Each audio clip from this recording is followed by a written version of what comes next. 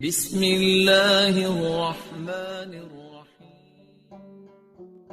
السلام علیکم ورحمۃ اللہ وبرکاتہ۔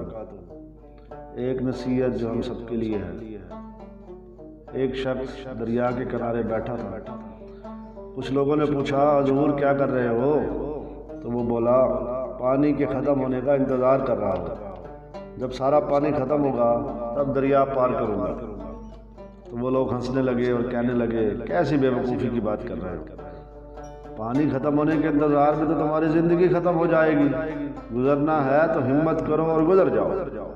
یہ سن کر اس اللہ کے بندے نے ان کی طرف دیکھا اور درد بھرے لہجے میں بولا یہی تو میں تمہیں سمجھانا چاہتا ہوں کہ تم لوگ جو یہ ہمیشہ سوچتے ہو کہ جب زندگی کی مصروفیات ختم ہو جائیں گی تب اللہ تعالیٰ کے فرما بردار بندے بنیں گے، نماز پڑھیں گے، حج کریں گے، روزہ رکھیں گے، نیکی کے کام کریں گے، تو یاد رکھو جس طرح دریا کا پانی ختم ہونے سے پہلے میری زندگی ختم ہو جائے گی، اسی طرح تمہاری مصروفیات ختم ہونے سے پہلے تمہاری زندگی بھی تو ختم ہو جائے گی۔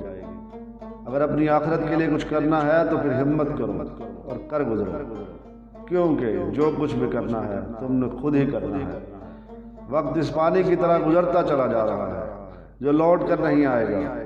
جو وقت گزر گیا اس پر تو ہمیں کوئی اختیار نہیں، یعنی ہم اپنے ماضی کو تو ٹھیک نہیں کر سکتے لیکن اپنے حال یعنی پریزنٹ کو تو ٹھیک کر سکتے ہیں۔ اس لیے کیا خوب انگریزی میں حال کا ترجمہ کیا گیا ہے، یعنی حال کو انگلش میں پریزنٹ کہتے ہیں، جس کا دوسرا مطلب تحفہ ہے۔ جو گزر گیا وہ خواب ہے اور جو آنے والا ہے وہ سراب ہے، نہ جانے کیسا ہوگا۔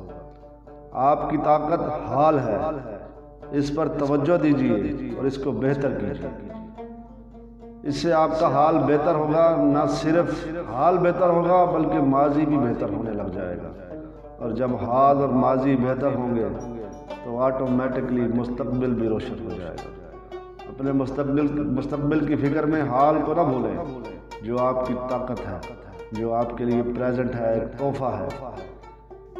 اپنے رب سے لاؤ لگائیں، اپنے رب تعالیٰ سے مدد طلب کریں۔ رب تعالیٰ اپنے بندوں کو کبھی بھی اکیلا نہیں چھوڑتے۔